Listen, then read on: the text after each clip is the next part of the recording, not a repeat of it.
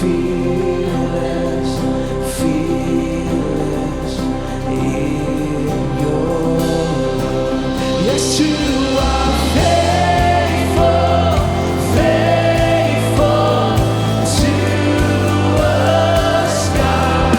We are fearless, fearless in your love.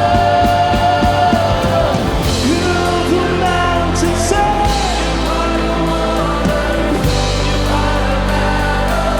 nothing's impossible.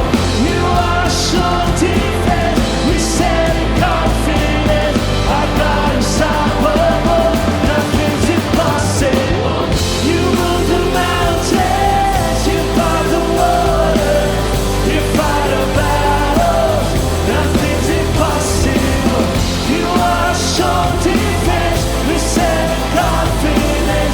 Our God is unstoppable. Nothing's impossible.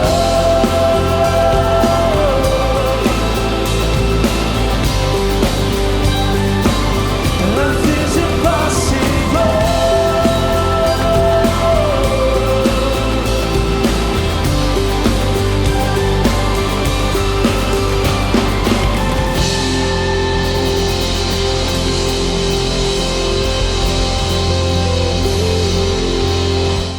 Hey everybody, thank you so much for coming online and spending your Sunday morning with us.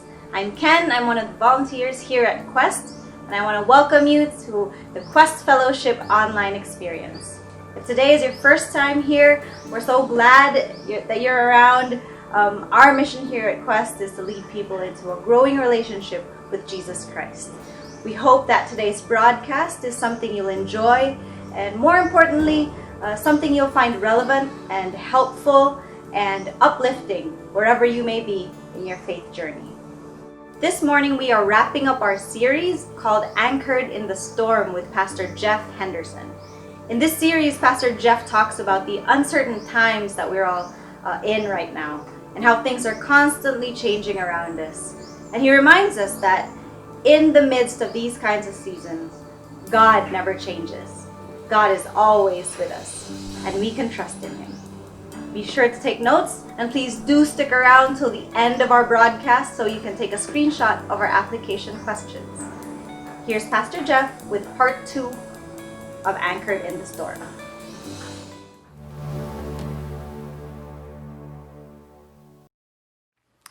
Well, one of the questions I think we're asking in this season is how much longer? How much longer is this going to be? How much longer before normalcy returns? And like you, I've listened to a lot of different expert opinions. I've read a lot, and I think I've come up with the answer based on all that I've heard. And I think the answer is nobody really knows, right? And obviously there's a lot of different factors at play. But the reality for you and me is to live in that uncertainty and not know how much longer is this going to be. That's a wave that hits our lives. In fact, last week we gave you this word picture, going back a few years to do so, by pointing you to a movie poster from the movie The Perfect Storm with Captain George Clooney. Remember this movie? And the movie poster had this really small boat going up against this massive storm. And I don't know about you, but I feel that way in many respects. Like I've got the little boat of my life, and here's this massive storm that's kind of come out of nowhere, and it's hitting, and the uncertainties are hitting my life and yours. And so we bump up against this question: how much longer is this going to be? And so in the middle of all that, what we've been saying in this series is that while uncertainty can hit and economic uncertainty can hit, and how's all this going to play out, as we get tossed back and forth, it's true that the waves have come crashing into our lives, but there's a hope for us. There's a certainty for us that, yeah, we can get knocked down, but we have the potential to get back up because we are anchored in the storm. And we introduced 6 verses to you last week that has been an anchor for people for centuries now. who faced all sorts of different challenges in their lives. And yet these 6 verses, in many respects, no matter what they may be facing and have faced in the past, these verses have been an anchor to remind them and now to remind you and me that no matter how big the storm is, nothing is too big for God.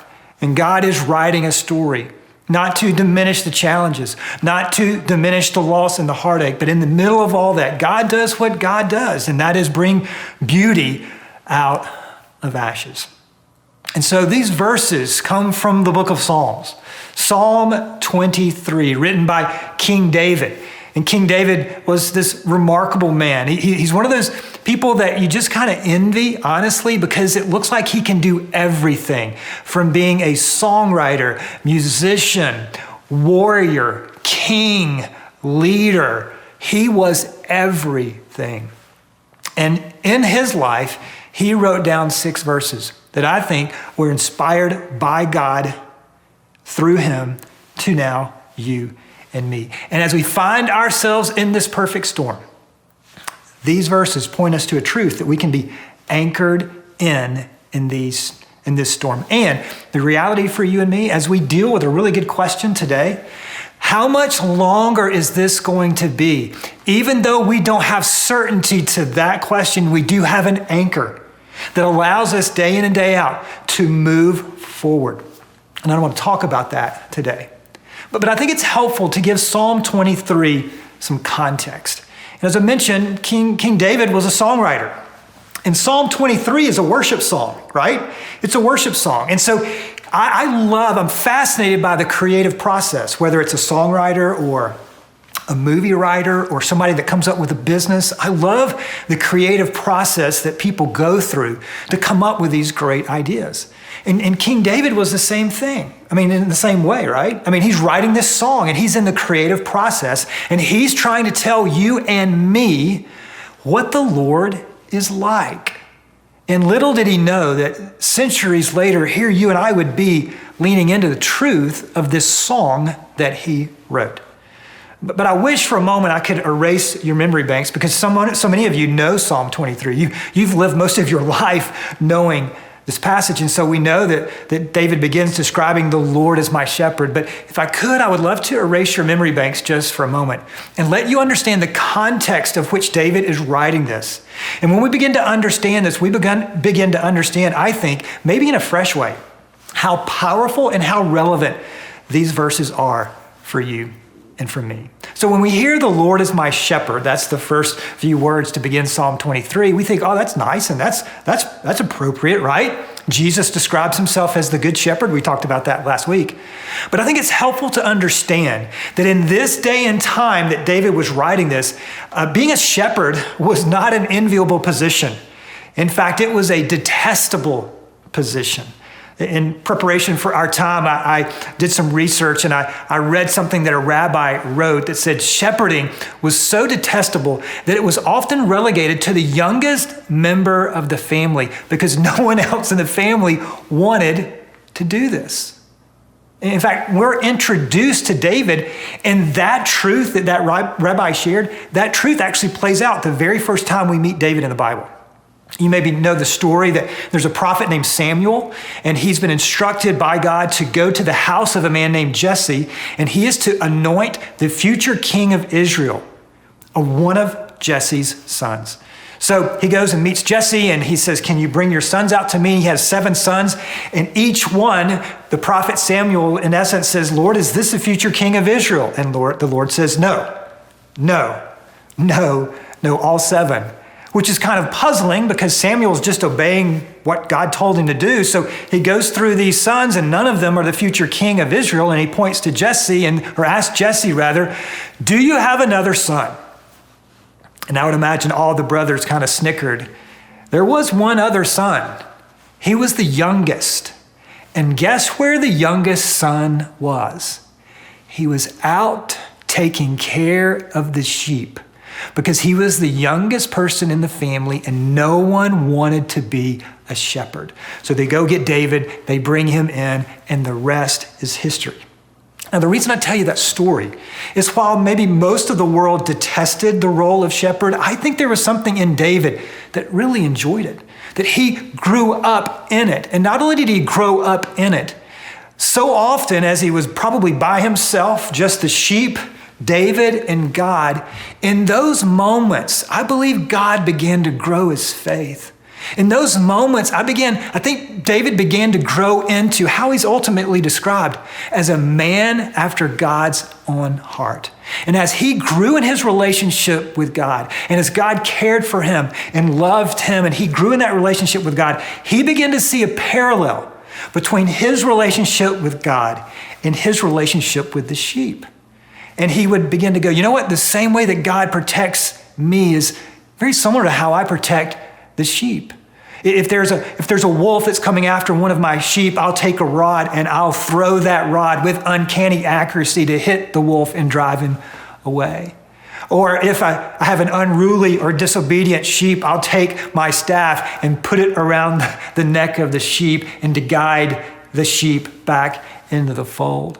But there weren't just predators outside, there were pests inside. And so pests or insects would often bore themselves into the face of the sheep. So David would take oil and pour it over the head of the sheep, and the oil would run over and flow out the pest in the face of the sheep. And David would think, the same way that I care for these sheep, I've experienced the love and the grace and the strength of God. And we see this experience play out when David burst onto the world stage. He walks up one day and he notices that there's this giant named Goliath that is mocking God and mocking the people of God. And David has this righteous indignation to say, is anyone going to do something? I mean, this guy's talking some trash and talking some smack against God and the armies of God. Is no one going to do anything? And everyone's cowering in fear. And David says, I'll go do something. And they try to put on King Saul's armor, and David says, I don't need that. And he leans in on his experience as a shepherd. Here's what he says. He said, look, in protection of sheep, I have killed bears and lions with my bare hands. If I can kill bears and lions with my own hands and with God's help, I can certainly deal with this man. And everybody says, David, Goliath is too big to hit. And David says, no, Goliath is too big to miss. And he walks out with a slingshot and a few stones, and the rest is history. Now, the reason that I tell you all of that is I think, a backdrop toward this worship song that has stood the test of time and finds its way to you today. And you can anchor on not just to these words, but to who the words point to and what these words say about what the shepherd does for you. If you were with us last week, maybe you recall that I said, well, here's what we're going to do in this two-part series. First, we're going to talk about who the shepherd is in Psalm 23. We talked about that last week, connecting it to John chapter 10, that in essence to say Jesus is our shepherd. I lack nothing. This week, I told you that we want to shift and talk about what the shepherd does. And so I want to read this whole passage to you real quick.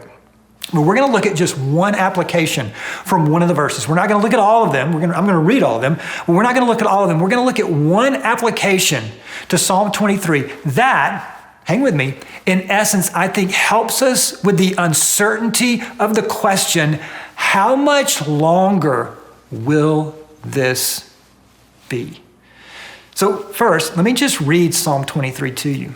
And maybe that's why you're here today. Maybe you don't need to hear anything else about what I have to say. Maybe you just need to hear what the Lord inspired David to write about his relationship, God's relationship with you and with me. Psalm 23. The Lord is my shepherd, I lack nothing. We talked about that last week. The Lord is my shepherd, I lack nothing. He makes me lie down in green pastures. He restores my soul. He guides me in paths of righteousness for his name's sake. Even though I walk through the valley of the shadow of death, I will fear no evil. For you are with me, your rod and your staff, they comfort me. You prepare a table before me in the presence of my enemies. You anoint my head with oil, my cup overflows. Surely goodness and love will follow me all the days of my life, and I will dwell in the house of the Lord forever. Psalm 23. Now, last week, we spent most of our time together on Psalm 23, verse 1. Today, Psalm 23, verses 2 through 6, it's in essence what the shepherd does for you and me. But specifically today, I want to look at Psalm 23, verse 2, and actually just half of the verse. He makes me lie down in green pastures. Now, when I say the phrase green pastures, what comes to mind? What comes to mind when you hear me say green pastures? Well, for me, I would say it's kind of like rolling hills of green grass that you can see forever, right? Or maybe, let me pick on another, not pick, but go back to another movie from several years ago. Remember Gladiator, the opening scene when Maximus has his hand on this endless wave of grain? It's kind of like that, right? Green pastures just go on and on forever. But I remember hearing a rabbi talk about the context of what David was talking about. And it was not an endless sea of green grass. He said this is how it would actually look, particularly, or quite possibly, in David's day. That as a shepherd, he was often shepherding over rocky terrain. And what would happen is, at night in the Mediterranean, moisture or rain would come over from the Mediterranean and land in on rocks. And as it would land in on rocks, here's what would happen. Got a little prop for us today. As this moisture would come and settle in on the rocks, a little tuft of grass would appear. And a shepherd would lead their sheep to a tuft of grass here. And then after eating this, the sheep would look at the shepherd and the shepherd would go to the next piece of grass and the sheep would follow him there. And then he would do it again and again. So when we have this mental image of green pastures, it's not a rolling endless sea of pasture. It's a tuft of grass. And the reason this is so important is that the sheep would keep their eye on the shepherd, not the pasture. Let me say that again. To do this and to understand what to be led to their provision, the sheep would keep their eye on the provider, not the provision. This is a really important point. And here's the danger in abundance. I'm all for abundance. It's great. In fact, we formerly were in a season of abundance, right? I mean, unemployment was so incredibly low. The stock market was, on a roll. And then suddenly it's like whiplash. All of that has changed, right?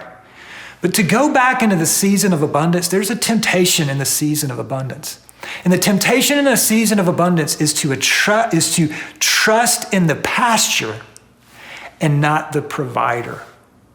And the season that we're in, one of the things that this season makes possible is for us to make sure that our trust is in the provider, not the provision.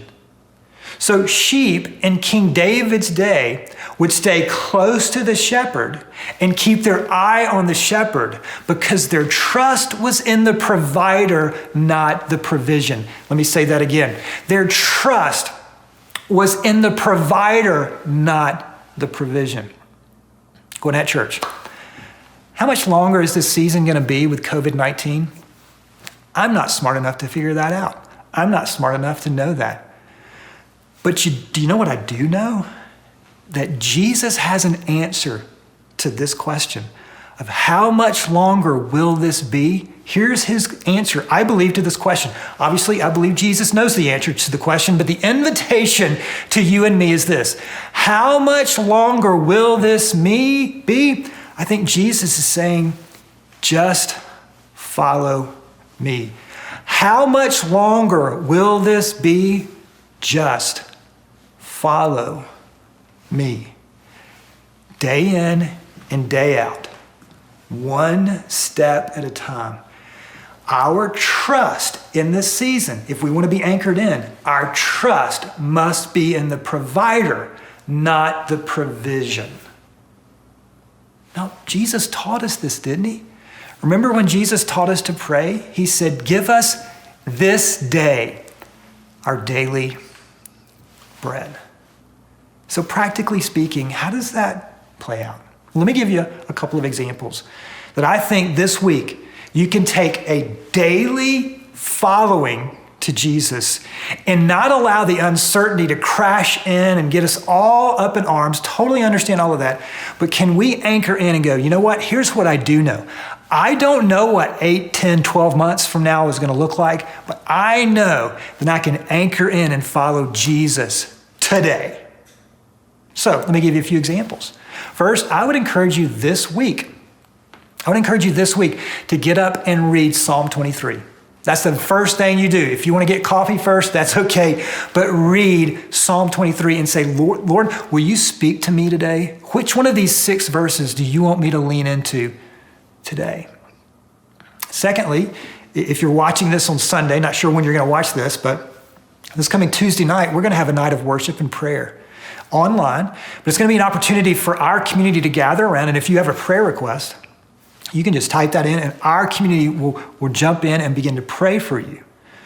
So every day, read Psalm 23. Tuesday night, join us for a night of worship and prayer. Then, with your small group, the other night, I drove by Gwinnett Church. In the parking lot, I saw a couple of small groups, and you were practicing social distancing.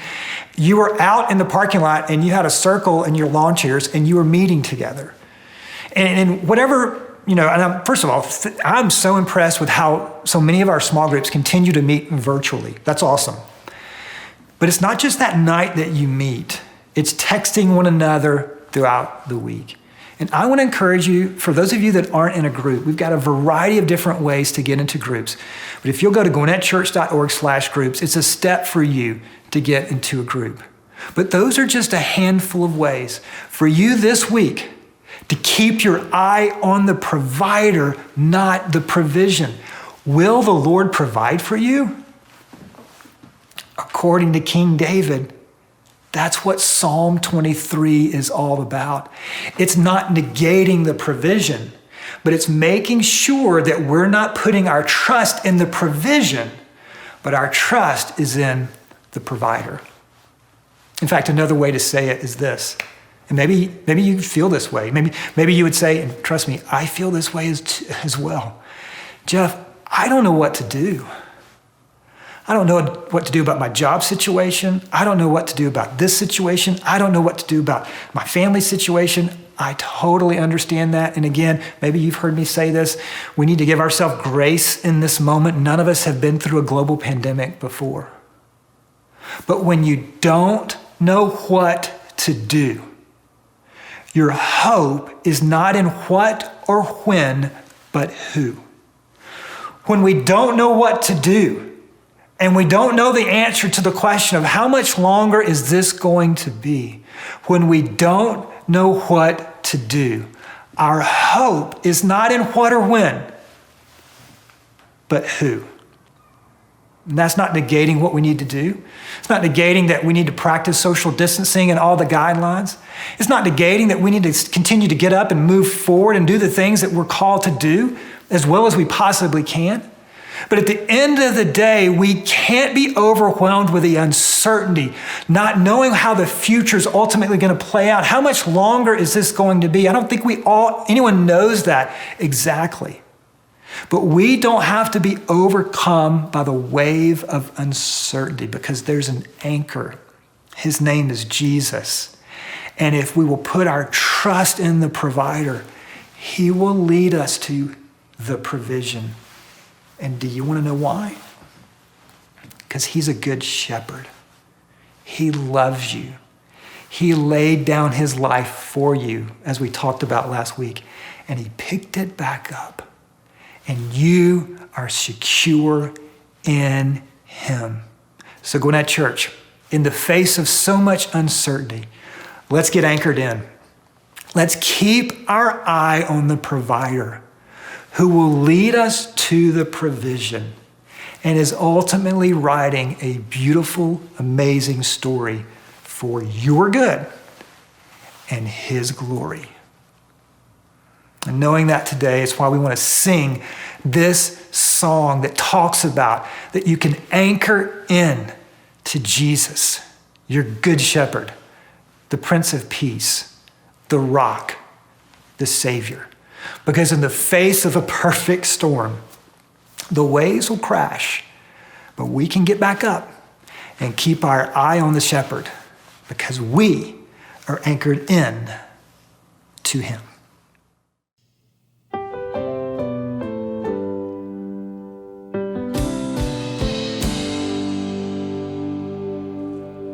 There's a way back home for the wandering soul. There's a peaceful calm for the restless one. And if you're so far gone, you can't see the shore, well, just lift your eyes and look to the Lord. Walking on the water, he'll calm your raging sea. Oh, you don't have to look no farther. He's the hope that you need. Oh, if your sails are torn and tattered, and the storm just won't cease, you take hold of the hand of the Savior. He's the anchor of peace. Oh, he's the anchor of peace. I was breaking down at the end of my road, where the sweetest sound silenced the noise. Oh, it's the Prince of Peace. The waves know his voice. So just lift your eyes and look to the Lord. Oh, 'cause he's walking on the water. He'll calm your raging sea. No, you don't have to look no farther. He's the hope that you need. Oh, if the things are torn and tattered, and the storm just won't cease, then take hold of the hand of the Savior, 'cause it's the anchor of peace. Oh, it's the anchor of peace. I was far from the peaceful shore,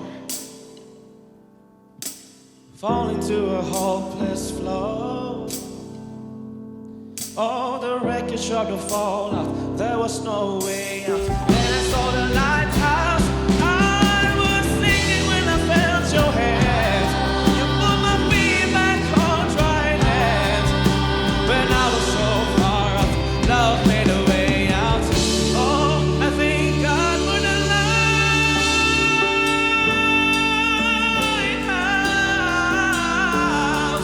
Oh,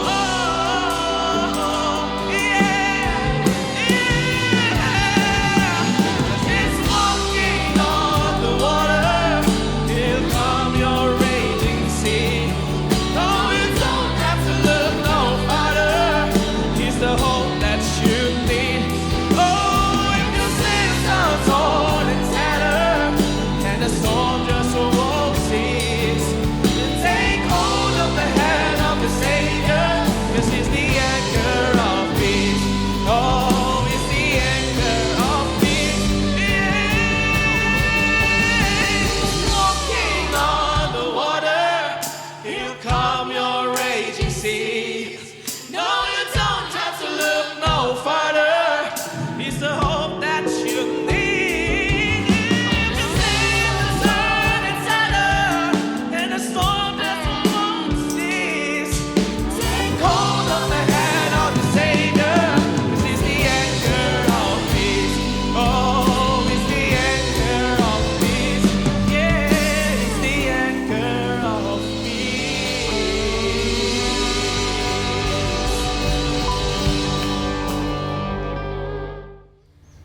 What incredible insights today from Jeff, that in the middle of life storms like what we're facing right now, it's natural for us to wonder, when will this pass? I mean, when will things go back to how they were before the pandemic? I mean, We don't always understand God's timing, but we can trust in the fact that He is the Good Shepherd and that He's worth following. And it's so important for us to stay focused on Jesus. It's something that I need to do every single day. And I love that question that Jeff gave us to consider. Is your trust in the provider or the provision? I mean, as a church, we exist to walk alongside people during the challenging seasons of life. And so we want to be praying for you. If you have anything on your heart that you'd want to give us the opportunity to pray with you about, please text us at the number on the screen, or you can message us here on Facebook. We'll get that message to one of our staff and make sure that we're lifting your concerns up in prayer. We're also going to put some discussion questions up in just a minute.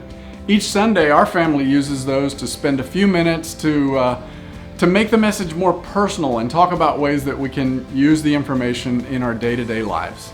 I encourage you to do the same. Well, thanks so much for joining us today online. I'm not sure when we'll get to meet again in person, but we'll continue to bring our content online.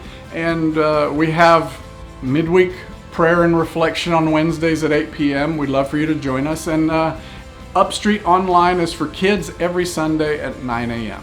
So please take a minute, share today's message with a friend. I mean, everybody is experiencing this uncertainty, and I'm sure that you know some people that need to be encouraged by Jeff's message today. Well, that's about it for today's online experience. Have a great week ahead. Always be careful, stay safe, stay healthy, wear your mask, social distance, and we'll see you online again here next week. God bless.